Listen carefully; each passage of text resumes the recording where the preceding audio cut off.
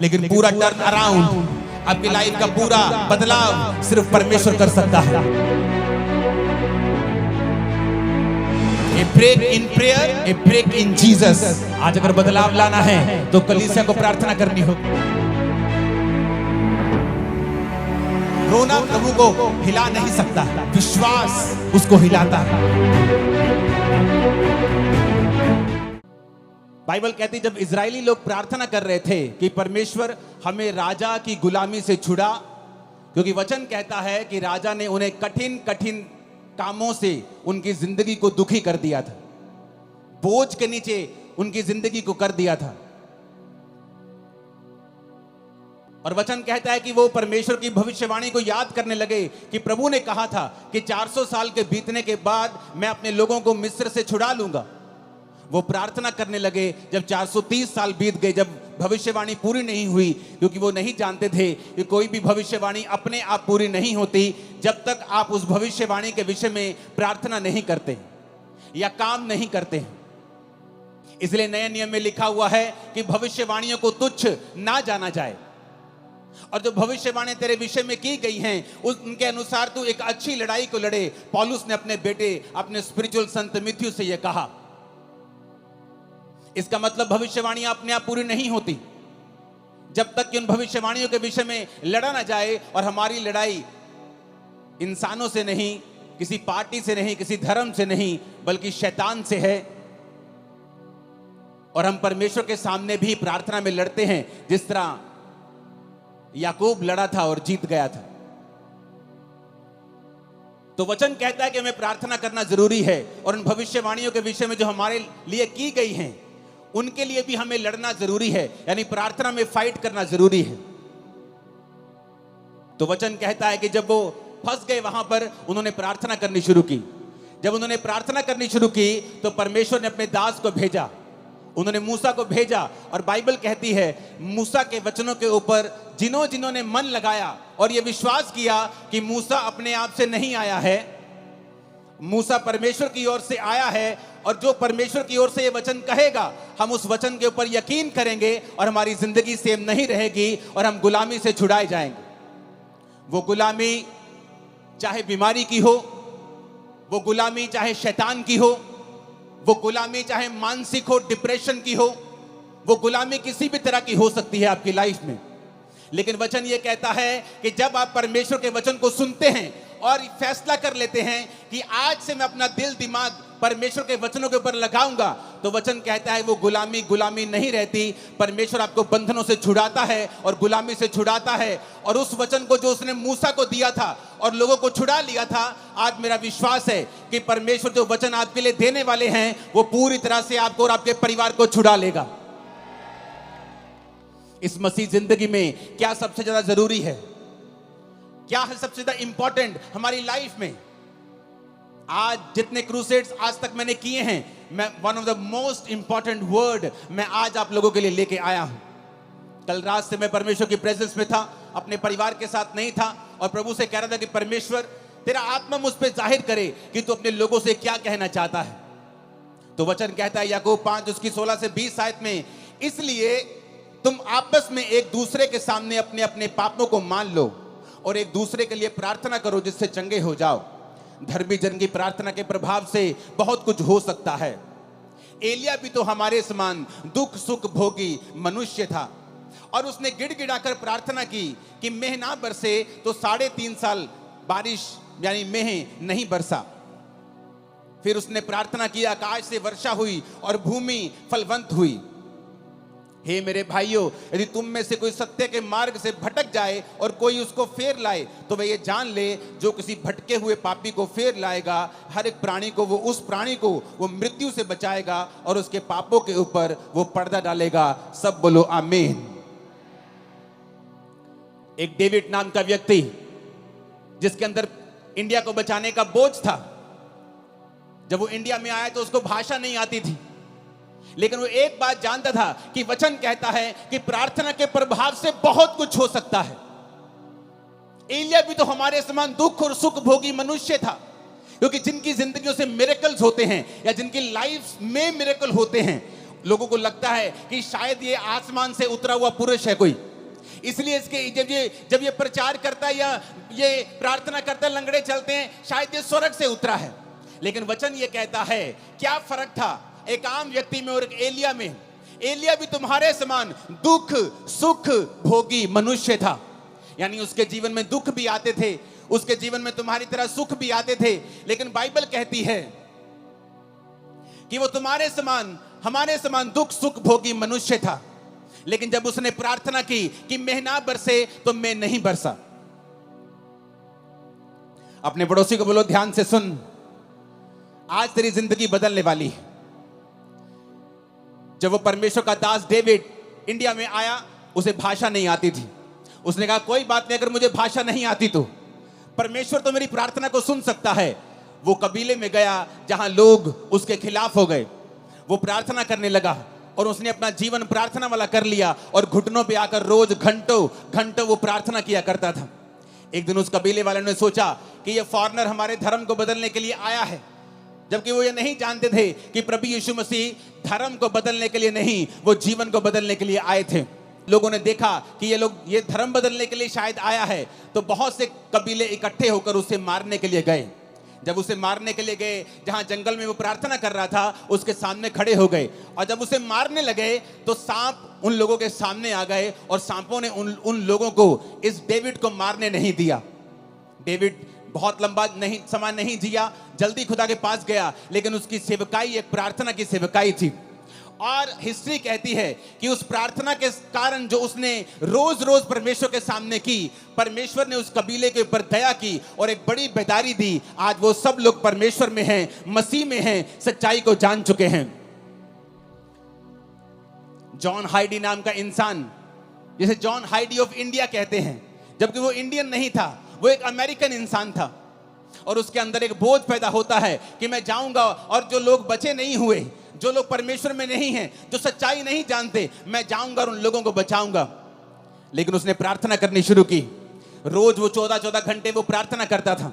इतनी वो प्रार्थना करता था कि एक दिन जब वो बीमार हो गया, डॉक्टर के पास उसे लेके गए, तो डॉक्टर ने बताया कि आप एक जगह जैसे झुक के जब प्रार्थना करते हैं, आपने इतनी लंबी लंबी प्रार्थनाएं की हैं कि आपका हार्ट जो है वो शिफ्ट हो चुका है और अपनी जगह से थोड़ा दूर जा चुका है, इसलिए आप बीमार हैं। आपके हार्ट की थोड़ी पोजीशन जो है वो चेंज हुई है, आपकी बॉडी में इतने बदलाव हुए हैं।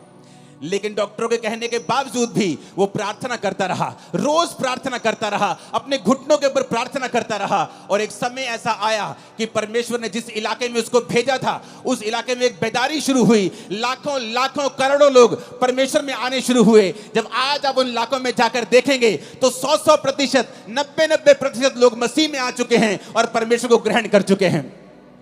कारण क्या? एक व्यक्ति ने बाइबल के वचनों को समझा। उसने समझा कि एलिया भी हमारे समान दुख और सुख भोगी मनुष्य था, लेकिन उसने फैसला किया कि मैं प्रार्थना करूंगा। एलिया कहां नजर आता है? एलिया कहीं नजर नहीं आता बाइबल में एकदम से आपको।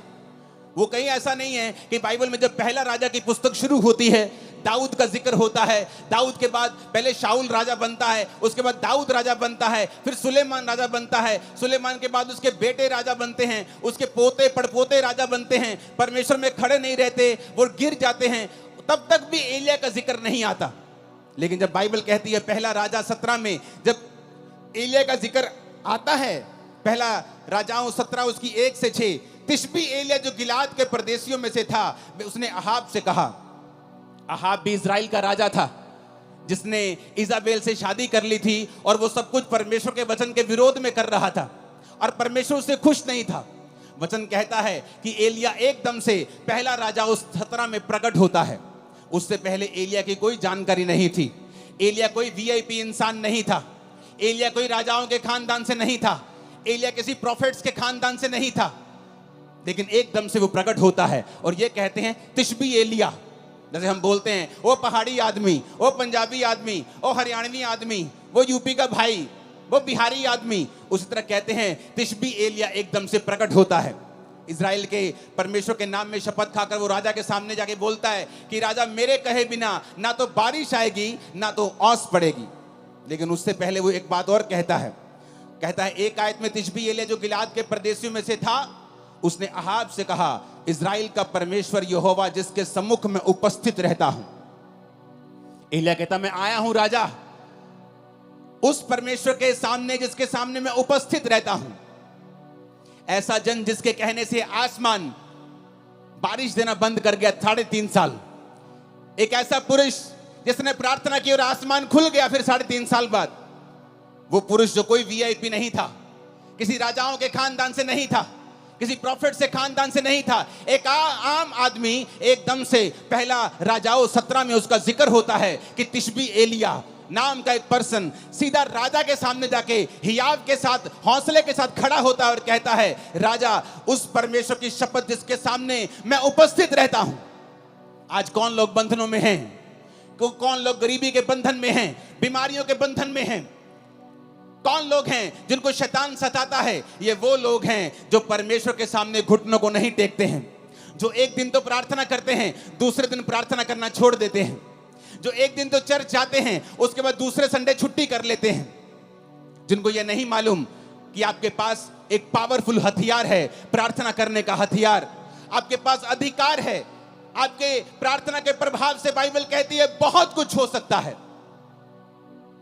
लेकिन आज शैतान ने विश्वासियों को भटका दिया है।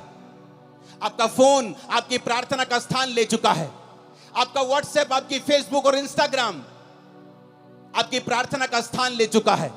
जब भी आप प्रार्थना करने के लिए बैठते हैं, आपको काम याद आता है, आपको व्हाट्सएप याद आता है, आपकी मम्मी आपको कॉल करने लगती है, आपकी बेटी आपको तंग करने लगती है, क्योंकि शैतान नहीं चाहता आप प्रार्थना करें।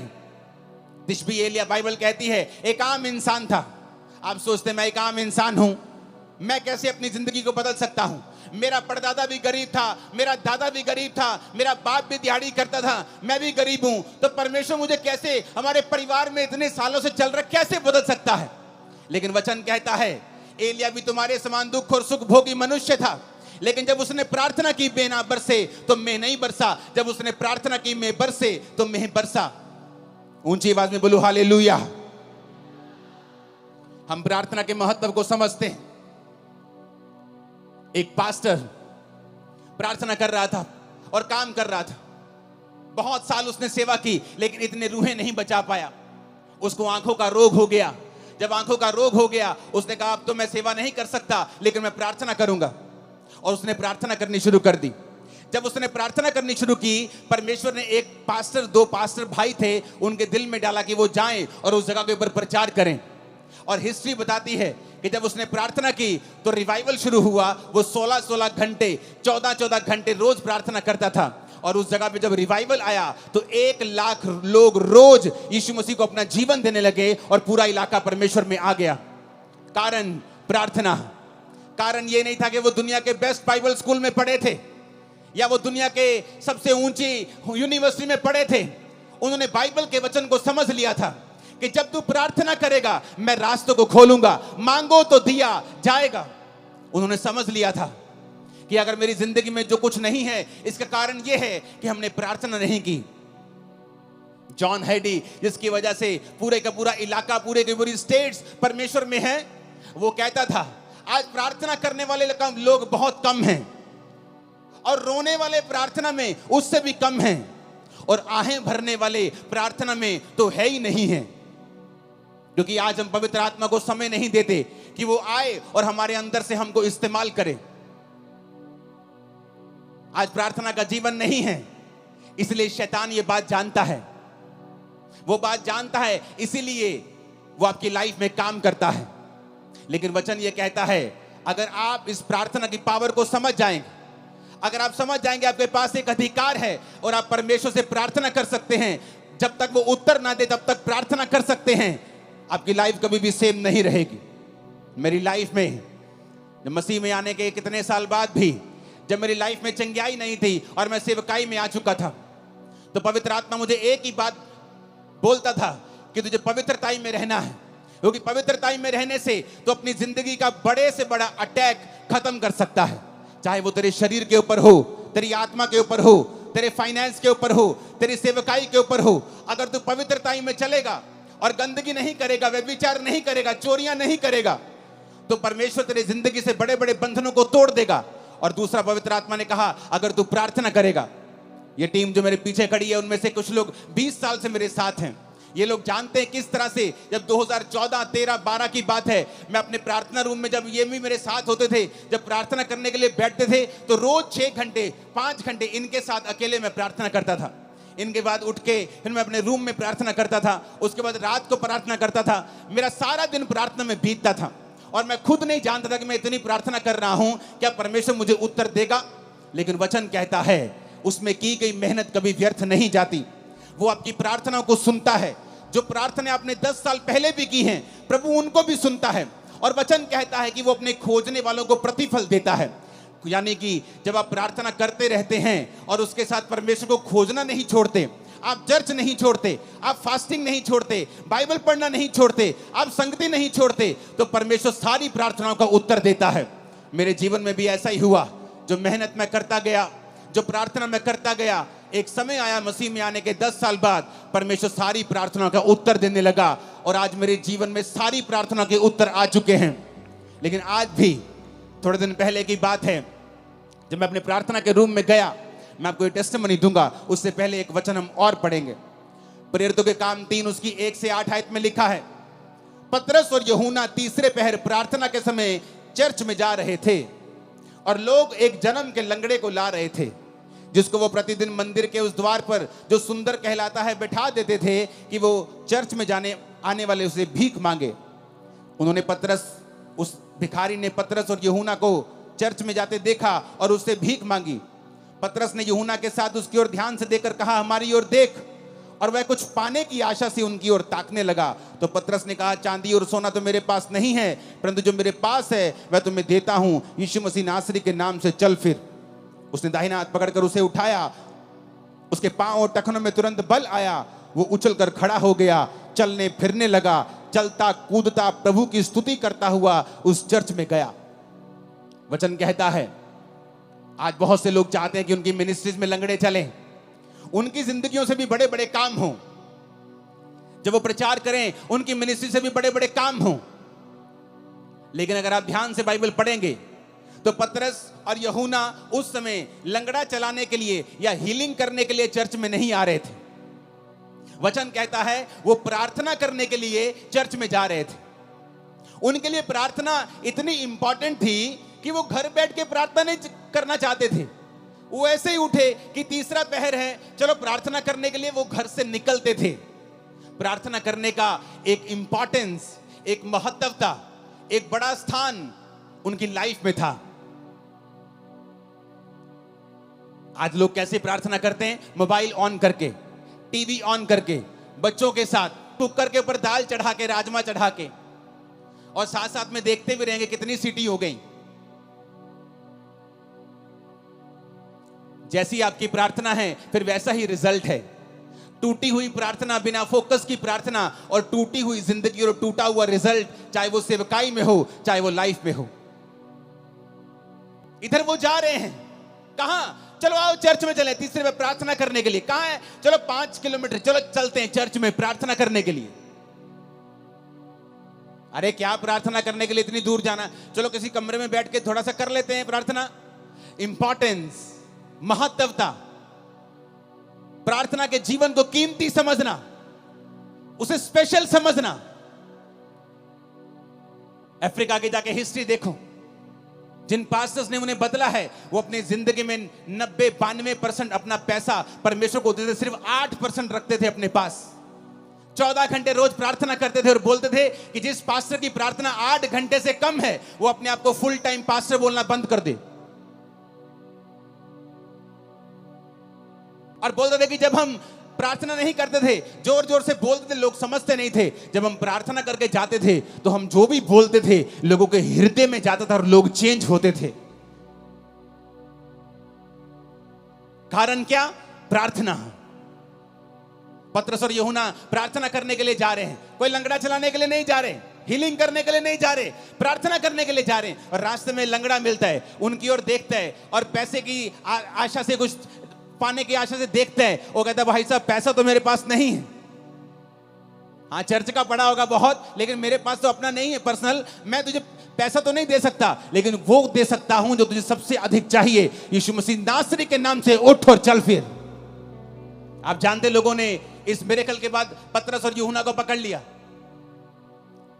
कहते ये अनपढ़ और साधारण मनुष्य हैं, इनकी जिंदगी से इतना बड़ा काम कैसे हो सकता है। कुछ लोग बोले नहीं नहीं, अनपढ़ साधारण मनुष्य तो हैं, पर ये यीशु के साथ रहे हैं।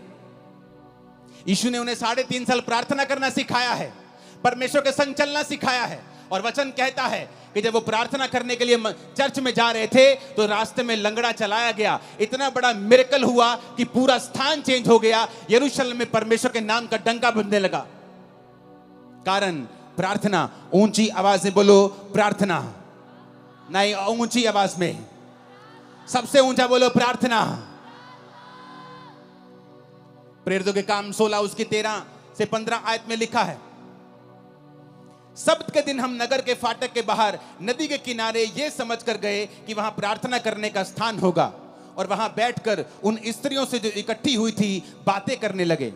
लुदिया नामक थुआतीरा नगर की एक बैंगनी वस्त्र बेचने वाली एक भक्त स्त्री सुन रही थी, और प्रभु ने उसका मन खोला कि पौलुस की बातों पर वो मन लगाए।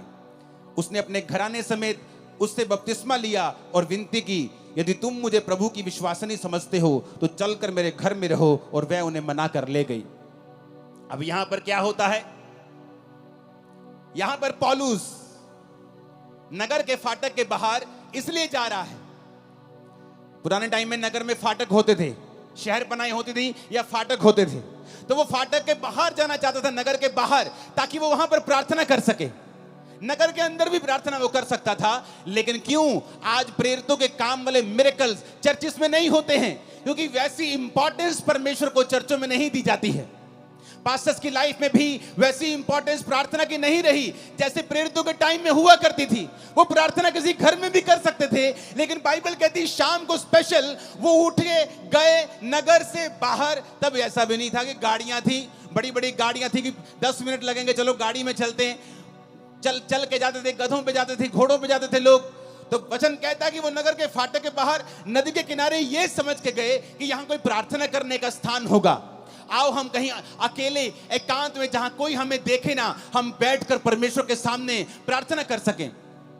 पौलुस को किसी चीज की जरूरत नहीं थी, कोई उसको बीमारी नहीं थी, उसको कोई बरकत नहीं चाहिए थी, लेकिन परमेश्वर के साथ एक रिलेशनशिप, प्रभु के साथ एक संबंध। प्रार्थना उसका रिजल्ट है कि जब आप परमेश्वर के साथ जुड़ जाते हैं, आप रोज उसके साथ समय बिताना चाहते हैं। और वो जा रहा है नगर के बाहर, और नगर के बाहर नदी के किनारे कि यहां कोई प्रार्थना करने का स्थान होगा। और वहां पर उसे एक औरत मिलती है जो बहुत अमीर थी, बहुत ही ऐसी औरत जिसका समाज में एक प्रभाव था।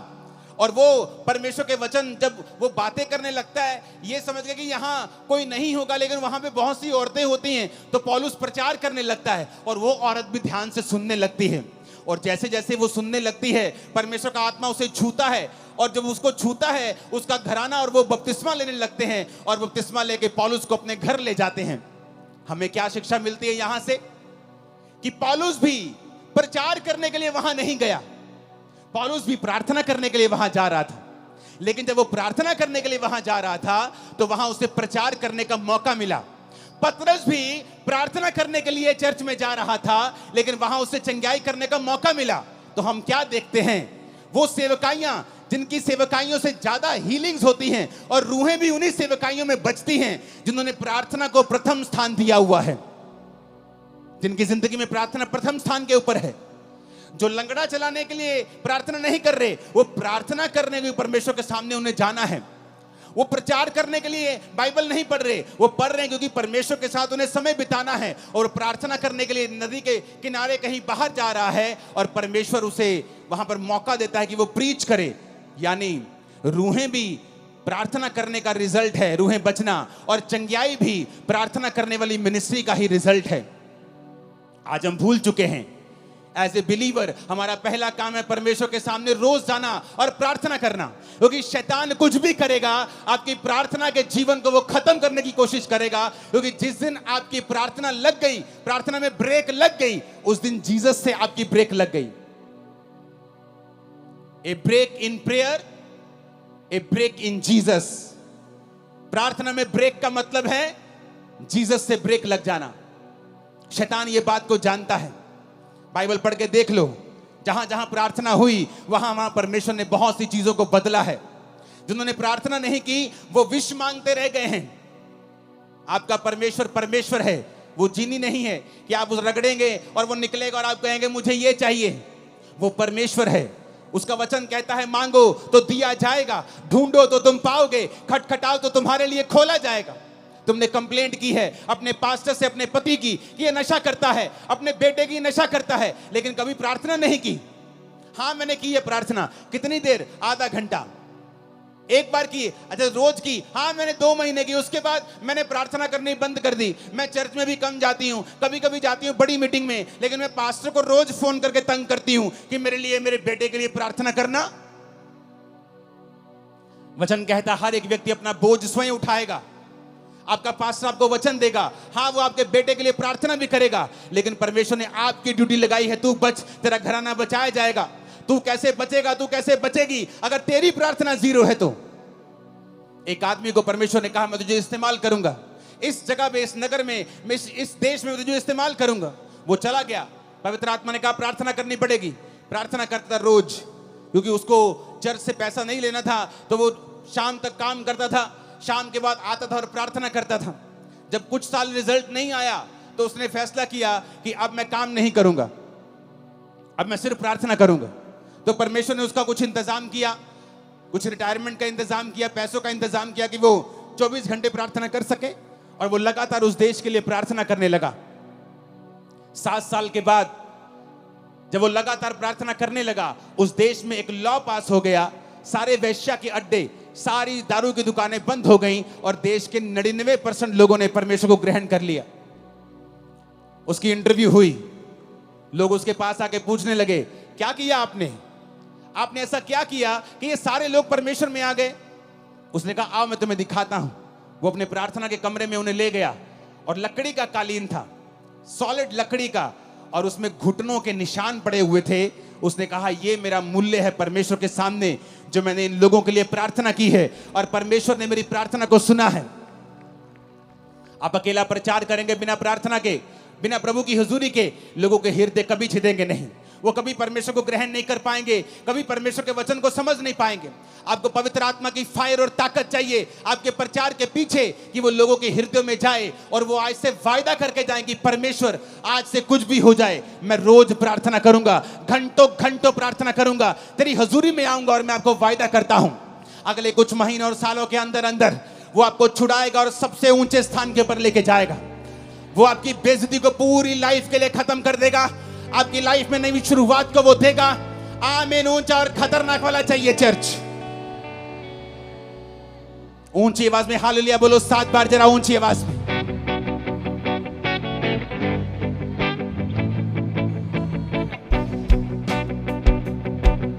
Hallelujah, hallelujah. अगर आप प्रार्थना नहीं करेंगे, हन्ना अपने पति से लड़ती थी रोज, मेरे बेटा क्यों नहीं, मेरे बच्चा क्यों नहीं है। वो कहता मैं क्या परमेश्वर हूं, मैं क्या खुदा हूं, मेरी दूसरी पत्नी के है, अगर तेरे नहीं, तब 1 से ज्यादा शादियां होती थी पुराने नियम में। उसने कहा अगर तेरे नहीं है तो मैं क्या कर सकता हूं, क्या मैं परमेश्वर हूं? अगर परमेश्वर ने तेरी कोख को बंद कर दिया है तो मैं क्या कर सकता हूं। उसका रोना उसको बच्चा नहीं दिला पाया, रोज रोती थी, बच्चा नहीं हुआ, रोज कर लाती थी, कंप्लेंट भी करती होगी, परमेश्वर को ताने भी मारती होगी, कुछ नहीं हुआ। एक दिन हन्ना ने फैसला कर लिया, पहला शमूएल 1 उसकी 9 से 20 आयत में लिखा है कि हन्ना एक दिन परमेश्वर के घर में गई और वहां प्रार्थना करने लगी। और प्रार्थना कैसी की? दिल से, टूटे हुए मन के साथ, क्योंकि वचन कहता है वो टूटे और पिसे हुए दिल को कभी तुच्छ नहीं जानता। उसने परमेश्वर से प्रार्थना की कि परमेश्वर अगर तू अपनी दासी के दुख की ओर दृष्टि करे और मेरे को बेटा दे, तो मैं तेरे भवन में वो बेटा तेरी सेवा के लिए दे दूंगी। और उसके होंठ हिलते थे, क्योंकि वो पूरे मन से प्रार्थना कर रही थी, आंसुओं के साथ, लेकिन सुन नहीं रहा था वो क्या कह रही है। उस घर के सेवक ने समझा कि ये नशे में है। उसने कहा ए औरत, अपना नशा छुड़ा, अपना नशा छोड़ दे, क्या वक वक बुड़बुड़ कर रही है तू। उसने कहा मैं नशे में नहीं आई हूं प्रभु के दास, मैंने जो कुछ भी अब परमेश्वर को कहा है बहुत ही शोकित और कुड़ाई जाने के कारण कहा है। लोगों ने मुझे ताने मारे हैं, मेरी सौतन ने मुझे ताने मारे हैं, सास ने, सब ने ताने मारे हैं, मेरा दिल टूट गया है। मैंने फैसला कर लिया है कि मैं अपना जीवन प्रभु को दूंगी, मैं प्रार्थना करूंगी और परमेश्वर को अपना बेटा भी चढ़ा दूंगी। आपका एक फैसला प्रार्थना करने का, आपका एक फैसला सेवा करने का, आपका एक फैसला पवित्रताई में चलने का, आपकी पूरी लाइफ की बेइज्जती को बड़ी इज्जत में चेंज कर देगा। मैं भविष्यवाणी कर रहा हूं। आपकी सेवकाई को पूरी तरह से बदल देगा। मैं भविष्यवाणी कर रहा हूं। आपके बच्चों की लाइफ को पूरी तरह से बदल देगा। मैं भविष्यवाणी कर रहा हूं। आमीन। ऊंचाई आशीष आपकी है चर्च। Hallelujah, hallelujah. क्या आज आप फैसला करते हैं प्रार्थना करने का? क्या फैसला करते हैं? ये जानते हैं कि कोई भी व्यक्ति, कोई भी रिश्तेदार, कोई समाज, आपके एरिया का कोई बड़ा व्यक्ति भी आपकी लाइफ को चेंज नहीं कर सकता है। कुछ देर के लिए आपकी हेल्प कर सकता है, लेकिन पूरा टर्न अराउंड, आपकी लाइफ का पूरा बदलाव सिर्फ परमेश्वर कर सकता है। और वो तो आपको कहता है, ये दुनिया के थके हारे और बोझ नीचे दबे लोगों, मेरे पास आओ, मैं तुम्हें विश्राम दूंगा। मुझसे सीखो, मैं मन में दीन हूं, नम्र हूं। अपना जुआ मुझे दे दो। तुम्हारा जुआ भारी है, तुम्हारा बोझ भारी है, तुम्हारी बीमारियों का बोझ तुम नहीं उठा पाओगे, डिप्रेशन का बोझ तुम नहीं उठा पाओगे। मेरा बोझ ले लो। उसका बोझ क्या है? प्रार्थना करना उसका बोझ है, रूहों को बचाना उसका बोझ है, परमेश्वर के वचन के अनुसार चलना उसका बोझ है। उसने कहा तुम मेरे अनुसार चलो तो तुम अपने मन में विश्राम पाओगे। वो विश्राम जो बड़े बड़े खरबपतियों को दिल में नहीं है। सब कुछ होते हुए इसलिए वो सुसाइड कर लेते हैं। बड़े बड़े मिलियन फॉलोअर्स वाले, 20 मिलियन फॉलोअर्स वाले सुसाइड कर लेते हैं क्योंकि उनके मन में विश्राम नहीं है। और जीसस ने कहा, हे दुनिया के थके हारे और बोझ नीचे दबे लोगों, मेरे पास आओ, मैं तुम्हारा धर्म बदलूंगा। ये लिखा नहीं। उसने कहा मैं तुम्हें विश्राम दूंगा। वो विश्राम जो दुनिया तुम्हें नहीं दे सकी, इंस्टाग्राम और फेसबुक नहीं दे सके, वो विश्राम जो सोशल मीडिया तुम्हें नहीं दे सका, तुम्हारा घराना नहीं दे सका, मैं तुम्हें वो विश्राम दूंगा। मेरे पास आओ, मैं तुम्हें विश्राम दूंगा। मुझसे सीखो, मैं नम्र और दीन हूं। अपना बोझ, अपना क्रूस मुझे दे दो और मेरा क्रूस उठा लो, क्योंकि उसका क्रूस हल्का है, उसका बोझ हल्का है। आज अगर बदलाव लाना है तो कलीसिया को प्रार्थना करनी होगी। उसको रोज परमेश्वर की प्रेजेंस में जाना होगा और घंटों परमेश्वर की हुजूरी में बिताने होंगे। देखना फिर क्या होता है। आज बहुत से कम विश्वासी ऐसे हैं जो बेदारी के लिए प्रार्थना कर रहे हैं। बहुत से कम विश्वासी हैं, आप में से बहुत से कम ऐसे होंगे जिसने इस एरिया की बेदारी के लिए प्रार्थना की है। जब आप परमेश्वर के कामों के लिए इस्तेमाल होने लगते हैं, आप प्रभु के लिए, दासों के लिए, प्रभु की सेवकाइयों के लिए, प्रभु के राज्य के लिए प्रार्थना करने लगते हैं और प्रभु के सामने रोज जाने लगते हैं, वो आपके पर्सनल कामों में भी करता है। आपके पर्सनल कामों को भी प्रायोरिटी पे करता है। आपकी हीलिंग को भी वो करता है, आपको चंगा भी करता है, आपके घराने को बचाता भी है, आपको ब्लेस भी करता है, गरीबी के दलदल से आपको बाहर भी निकालता है। जो होने वाला है आज रात के बाद, आप आए किसी और तरीके से, जाएंगे नहीं यीशु मसीह के सामर्थी नाम से। आप हो सकता है एक बांझ के रूप में यहां आए हों, लेकिन एक फलवंत स्त्री के रूप में भविष्यवाणी करता हूं, यहां से जा रहे हैं वापिस यीशु मसीह के नाम में। आमीन। चाहिए आशीष आपकी है चर्च। आप तैयार हैं परमेश्वर को अपना जीवन देने के लिए? आप तैयार हैं प्रार्थना करने के लिए? वही परमेश्वर हन्ना को रोज देखता होगा। हन्ना रोज बुड़बुड़ करती है, मेरे पुत्र क्यों नहीं हैगा, मेरे कुड़ी क्यों नहीं हैगी। अपने हस्बैंड से रोज लड़ती है। हस्बैंड रोज कहना, मैं रब्बा, मैं कोई रब्बा, मैं की करा। लड़ाई उसको कुछ नहीं दे पाई, खाना नहीं खाती, खाना छोड़ देती थी, कुछ नहीं हुआ। और एक फैसला किया, एक दिन मैं जाऊंगी और प्रार्थना करूंगी। सब कुछ बदल गया। मेरी लाइफ, मेरी सेवकाई प्रार्थना से बदली है। सब कुछ प्रार्थना से बदला है, परमेश्वर ने किया है। जब आप अपनी रिक्वेस्ट को, विनती को धन्यवाद के सहित परमेश्वर के सामने ले जाएंगे, उसने कहा मेरी शांति तो तेरी समझ से परे है, तेरे अंदर वास करेगी, तेरे विचारों को सुरक्षित रखेगी। आज हम बेचैनी में घूमते हैं, हर टाइम बेचैनी, हर टाइम चिंता, हर टाइम चिंता, हर टाइम वरी। क्यों? क्योंकि हम प्रार्थना करने वाले लोग नहीं हैं। अगर हम प्रार्थना करेंगे तो चिंता नहीं रहेगी, प्रार्थना करेंगे डिप्रेशन नहीं रहेगा, प्रार्थना करेंगे बीमारियां नहीं होंगी, क्योंकि बाइबल कहती है मुझ में की गई मेहनत कभी व्यर्थ नहीं होती। परमेश्वर ने कहा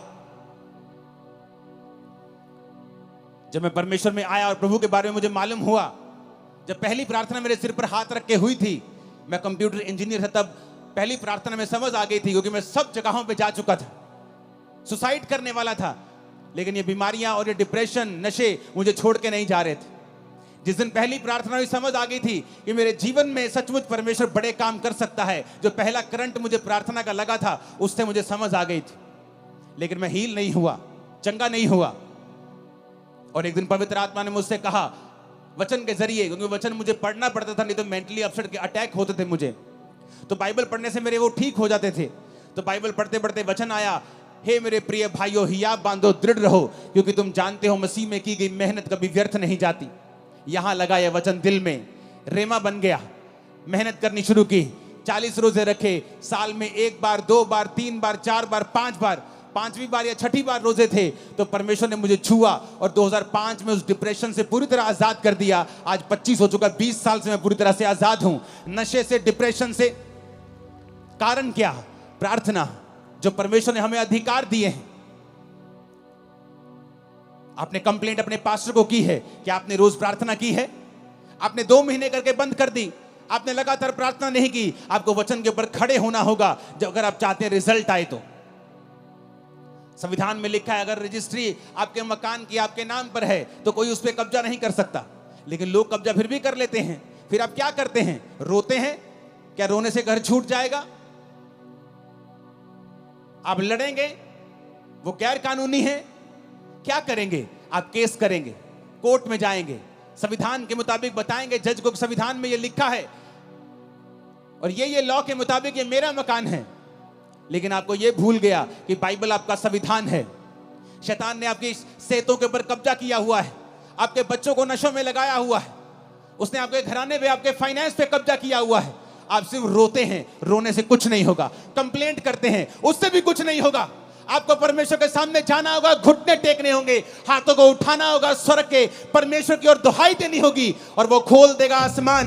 मैं आपको फिर कह रहा हूं, वो आसमान खोल देगा और आपको उसी ऊंचाई पर लेके जाएगा जिसके लिए आपको उसने पैदा किया है। लेकिन हमें फैसला करना होगा कि हमारा सोता परमेश्वर है या नहीं। क्योंकि आपने कंप्लेंट भी करके देख ली, आपने रो लिया, अपने बच्चों से लड़ लिया, अपने हस्बैंड से लड़ लिया, अपनी वाइफ से लड़ लिया, अपने भाई से लड़ लिया, लड़के भी कुछ नहीं हुआ, रो लिया, करला लिया, कलेश डाल लिया, कुछ नहीं हुआ। परमेश्वर तुम्हें सिखाता है ना बल से ना शक्ति से, बल्कि उसकी आत्मा के द्वारा कि मेरे बेटे, मेरी बेटी, तुझे मेरे पास आना होगा। सेवकाई को चेंज करना है, मेरे पास आना होगा। जो लोग आपकी बात नहीं सुनते। 2011 में मैं बड़ा फ्रस्ट्रेट था। मिनिस्ट्री 7000 क्रॉस कर चुकी थी, 7000 की चर्च क्रॉस कर चुकी थी, लेकिन मैं बड़ा फ्रस्ट्रेट था क्योंकि मैं जैसा चाहता था वैसा काम नहीं होता था, टीम वैसा बिहेव नहीं करती थी। और मैं फ्रस्ट्रेट हुआ और मैं चला गया प्रार्थना में, देश को छोड़ दिया और 21 दिन के लिए प्रार्थना में चला गया। वो 21 दिन मैं अनमैरिड था, अपनी फैमिली से वैसे भी बहुत मैं कम बात करता था। मेरी मदर थी शायद, जो सेव हो चुके थे शायद 2011 में, वो भी नहीं हुए थे या एकदम से ताजे ताजे सेव हुए थे। कोई फैमिली मेंबर मुझसे बात नहीं करता था। बस 21 दिन सिर्फ प्रार्थना की। अपने होटल के कमरे में रहता था और जब प्रार्थना से उठता था तो मुझे मालूम नहीं होता था कि दोपहर का समय है कि रात का समय है कि सुबह है। मोबाइल छोटे होते थे, छोटा मोबाइल देखता कि कितना समय हो गया। फिर सोता था, फिर उठता था, प्रार्थना प्रार्थना। 21 दिन मैंने प्रार्थना की। जब मैं वापस आया, मेरी सेवकाई पूरी तरह से बदल गई। लोग मेरी बात सुनने लगे, टीम्स मेरी बात सुनने लगी। मेरे मन मुताबिक जो खुदा ने मुझसे चाहा था वैसा मेरी मिनिस्ट्री में काम होने लगा, क्योंकि परमेश्वर ने मुझे दिखाया कि तेरे प्रचार से भी कुछ नहीं होगा, तेरे चाहने से भी कुछ नहीं होगा, तेरे डेडिकेशन से भी कुछ नहीं होगा। जब तक तुम मेरे सामने घुटने नहीं टेकेगा, मेरे सामने नहीं आएगा। वो 21 दिन थे जब परमेश्वर ने मुझे सिखाया कि चाहे तेरी सेवकाई में 500 लोग हों या आने वाले समय के 5 लाख हों, तुझे रोज मेरी प्रेजेंस में बने रहना है, मेरी हजूरी में बने रहना है। तब समझ आई और उसके बाद मैं रोज अपने आप को प्रार्थना में देने लगा। अपनी लाइफ में प्रार्थना को प्रथम स्थान दिया। आज चाहे मैं शादीशुदा हूं, मेरे बच्चे हैं, मेरी फैमिली है, बड़ी सेवकाई चर्च है, सैकड़ों ब्रांचेस हैं, लेकिन मेरी प्रार्थना का समय बड़ा हुआ है, आगे से भी ज्यादा है मेरी प्रेयर का समय। क्योंकि मैं सीक्रेट जानता हूं, मैं ये भेद जानता हूं कि भेद है खुदा के साथ रहना, भेद है प्रार्थना करना, भेद है तुम दुख और सुख भोगी मनुष्य हो। एलिया कोई स्वर्गदूत नहीं था। राजा के सामने जाके बोलना कि राजा मेरी जिम्मेवारी से बोलता हूं, तेरे देश में बारिश नहीं आएगी, यानी तेरा देश भूखा मरेगा। आज तो जमीन के नीचे से पानी निकाल लेते हो समर्सिबल से, तब ऐसा नहीं होता था। कुएं खोदने पड़ते, निकले पानी ना निकले उस इलाके में जहां वो रहता था। उसने जिम्मेवारी ली। दिलेरी कहां से आई? प्रार्थना से। बाल के नबियों को मार दिया, बड़े बड़े काम किए। फिर इजाबेल ने कहा एलिया आज तेरा सिर मैं धड़ से अलग कर दूंगी। एलिया भागा। उसका भागना, उसका डरपोकपन इस बात का सबूत था कि एलिया भी एक मनुष्य ही था। उसकी पहली दिलेरी इसलिए थी कि वो रोज प्रार्थना में समय बिताता था। उसके बाद जब इंसान विक्ट्री देखता है, जीत देखता है, इंजॉय करने लगता है, प्रार्थना भूल जाता है, तो शैतान फिर से उसे डराने लगता है। वो फिर से भागता है और खुदा से कहता है खुदा मुझे मार दे, मैं अपने वंशों से अच्छा नहीं हूं। परमेश्वर से रोटी देता है और पानी देता है, बोलता है खा, तुझे बहुत काम करने हैं। यानी एलिया भी स्वर्गदूत नहीं था, नहीं तो वो भागता थोड़ी। उस राजा से डरा नहीं, राजा की वाइफ से डर गया वो। प्रार्थना, प्रेयर्स। जब बड़े बड़े क्रूसेड्स होते हैं, लाखों लोग आते हैं क्रूसेड्स, लोग बोलते हैं अगले दिन आओ एंजॉय करते हैं, चलो आनंद मनाते हैं। हाँ आनंद करो, कोई बात नहीं, लेकिन अगली मीटिंग के लिए मुझे फिर खुदा के प्रेजेंस में ही जाना है, क्योंकि पिछले मसे से मैं अगला संडे नहीं चला सकता हूं। मैं अपने सोर्स को समझता हूं, अपने सोते को समझता हूं कि वो परमेश्वर है। जिस दिन आप ये समझ जाएंगे कि सब बातें परमेश्वर की ओर से होंगी। आप पौलुस को पढ़ के देखो, जब वचन कहता है कि उस औरत ने बपतिस्मा लिया, उसके घराने ने बपतिस्मा लिया, उसके बाद पढ़ के देखो क्या हुआ। अगर आप 16 से लेकर 40 आयत तक पढ़ेंगे प्रेरितों के काम की, आपको मालूम होगा उसके बाद पौलुस की जिंदगी में बहुत से रास्ते परमेश्वर ने खोले। बड़ी जगहों के ऊपर वो गया सुसमाचार सुनाने के लिए, और आगे के आगे वो चलता गया। क्यों? उसकी जिंदगी जो थी वो प्रार्थना वाली जिंदगी थी। जब आप प्रार्थना वाली जिंदगी आपकी होती है, आगे के बाद आगे रास्ते खुलते जाते हैं। आप प्रार्थना बंद कर देते हैं, आप उस लेवल पर स्टक हो जाते हैं, अड़ जाते हैं, खड़ जाते हैं। जैसे पानी बहता हुआ रुक जाता है तो फिर वो स्मेल करता है, बहता पानी स्मेल नहीं करता है। आप पढ़ो पौलुस को, सिर्फ ये मिरेकल नहीं हुआ रूहें बचाने का, आगे भी बहुत से मिरेकल्स उसकी सेवकाई में हुए, क्योंकि वो प्रार्थना करने वाला जन था। उसको मालूम था कि मेरा सोर्स जो है वो परमेश्वर है। ऊंची आवाज में कहो आमीन। आप पढ़ो अपनी बाइबल को, रोज देखो कि कब कब प्रार्थना हुई है और कहां कहां प्रार्थना का रिजल्ट उनकी लाइफ में कैसा आया है। आप फिर समझ जाएंगे दुनिया की बड़ी बड़ी बेदारियां प्रार्थना से शुरू हुई। ये आज भी जो लाखों लोग यहां बैठे हैं, ये भी प्रार्थना का ही नतीजा है जो लोगों ने की है कि यहां बेदारी आए। हालेलुया। अगर आप वहां पे देखेंगे तो उसके बाद 16 आयत से, प्रेरितों के काम 16 उसकी 16 आयत से एक दुष्ट आत्मा को पौलुस निकालता है। जब वो जा रहा था, जो भविष्यवाणी करती थी फेक थी। उसके बाद पौलुस और सिलास को पकड़ लिया जाता है और बंदी गृह में बंद कर देते हैं। वहां भी वो प्रार्थना और धन्यवाद करते हैं। वहां का दरोगा, वहां के लोग जब भूकंप देखते हैं उस जेल में और परमेश्वर छुड़ा लेता है, उनको भी वहां बचाता है। देखो कितने मिरेकल जुड़े हुए हैं इसी घटना के साथ। कैसे हुए? प्रेयर्स के कारण, कि वो जानते हैं अगर हम प्रार्थना करेंगे तो स्वर्ग खुलेगा। प्रभु यीशु मसीह उससे ऊपर तो कोई नहीं है, लेकिन वचन कहता है 12 चेले चुनने से पहले प्रभु यीशु मसीह ने सारी रात प्रार्थना की। अगर वो परमेश्वर है तो फिर प्रार्थना करने की क्या जरूरत है? उसे सब मालूम है। लेकिन बाइबल कहती है वो संपूर्ण मनुष्य भी था और संपूर्ण परमेश्वर भी था, इसलिए उसे मनुष्य का पुत्र भी कहा जाता है और परमेश्वर का पुत्र भी कहा जाता है। सारी रात प्रार्थना की।